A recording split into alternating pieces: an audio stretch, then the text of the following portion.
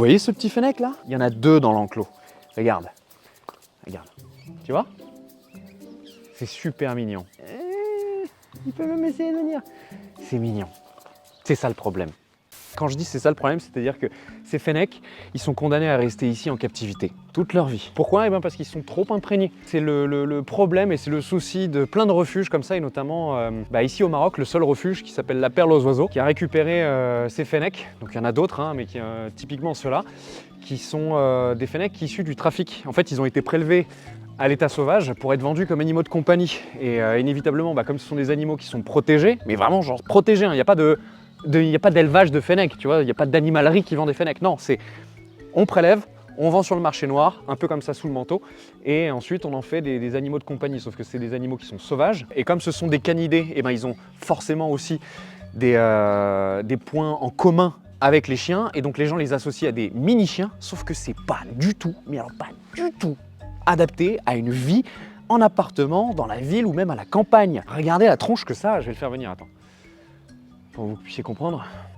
Ah oui, c'est super mignon, mais la tête, elle est cynocéphale, c'est-à-dire qu'elle est vraiment allongée, elle est longiforme. Le chanfrein, il est vraiment long, quoi. C'est une tête qui est faite pour fouiner, pour fouiner sous le sol, dans le sable, et les oreilles sont disproportionnées. Et c'est pas pour faire joli des oreilles là, c'est pas du tout une hypertélie à caractère reproducteur ou à caractère sexuel. Non, non, non, les oreilles du fennec, elles lui servent à avoir une acoustique, une sensibilité acoustique, mais d'une extrême précision.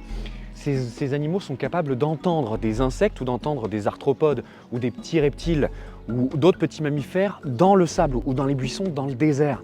Donc en fait, c'est pour ça d'ailleurs que je parle pas très fort. En fait, dans une ville ou dans un appartement, le bruit des moteurs, le bruit de la télé, le grésillement, même les ondes réseau, comme le Wi-Fi ou la 5G, ça les bousille. Et vraiment, ça leur crée des graves traumatismes et des séquelles, elles sont énormes. Et c'est sans parler non plus de leur sensibilité chimique. Donc tout ce qui va être odeur de textile, les odeurs qu'on se met, vous savez, ça porte un nom là, le truc là, comment on fait, tu sais, du parfum.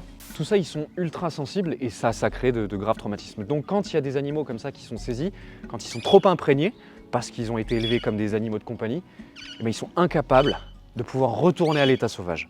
Ils sont condamnés à devoir rester en captivité. Donc il y a plusieurs possibilités. C'est pas forcément de les remettre chez des particuliers, mais les possibilités, ils peuvent être des représentants pédagogiques. C'est-à-dire c'est des représentants de sensibilisation. Regardez ce qui s'est passé, évitons de faire les mêmes erreurs.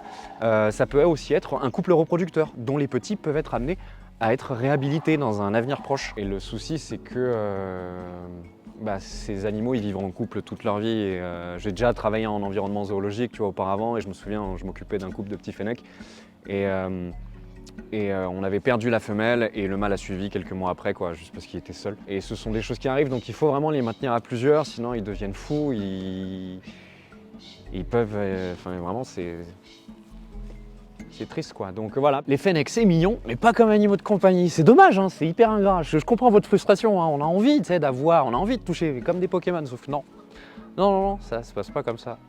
Non, non, non, c'est des animaux sauvages qui sont... qui sont sauvages, quoi. Voilà, c'est pas des jouets. Si vous voulez des animaux de compagnie, il y a des chiens. Ouais, typiquement, si demain vous vous baladez et que vous envoyez sur un marché, peu importe, hein, que vous voyez une annonce de fennec, refusez.